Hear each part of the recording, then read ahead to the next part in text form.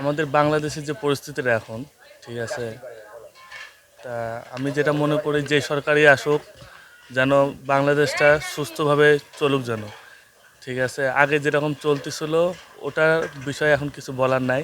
এখন বর্তমানে নতুন করে যেটাই চলবে যেন সবাই যেন সুযোগ সুবিধাভাবে পায়, চাকরি বাকরি সব দিক থেকে করে, ঠিক আছে, ভালো একটা বাসস্থান পায়। হ্যাঁ, এই যে আমরা টুকটাক এই যে আমরা পরিচ্ছন্ন কর্মী, আমরা সব জায়গায় সব সুযোগ সুবিধা পাই না।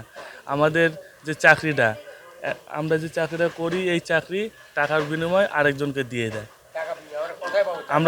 আমরা কথা বলতে গেলেই মনে করেন এই সমস্যা ওই সমস্যা। তা আমরা চাই যেন এরকম কিছু না হয়, আমাদের যেটা প্রাপ্ত আমরা যেটা পাই বাসস্থান পাই।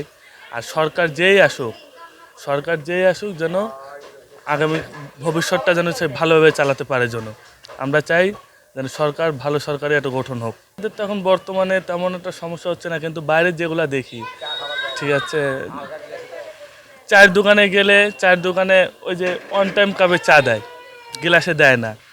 তারপরে হলো হোটেলে বসে খাবার দেয় না।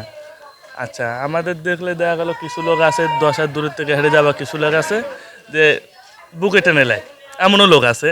কিন্তু শতকরা 80% লোকই মনে করেন আমাদের থেকে মানে একটু 10 হাত ডিস্টেন্স করে চলাফেরা করে, ঠিক আছে। এই জন্য কবো যে মানুষ তো সবাই, ঠিক আছে, আমরা তো জাতি আলাদা হতে পারি কিন্তু মানুষ তো একই, ঠিক আছে। আপনাদের একটা মানুষের চলতে ফিরতে গেলে যে অধিকারটা পাওয়ার দরকার, আমরাও চাই যেন ওই অধিকারটা যেন আমাদেরও থাকে, ঠিক আছে। আমি চাই যেন নতুন সরকার আসলে আমাদের যে মানে চলাফেরা যেভাবে আমরা করি এখন বর্তমানে, নতুন সরকার আসলে যেন ওই জিনিসটা যেন আমরা ভালোভাবে চলাফেরা করতে পারি, সে দামটা যেন আমরা পাই মানুষের কাছে, আমরা যেন নাগরিক অধিকার এবং অন্যান্য অধিকারগুলো সব যেন পাইতে পারি।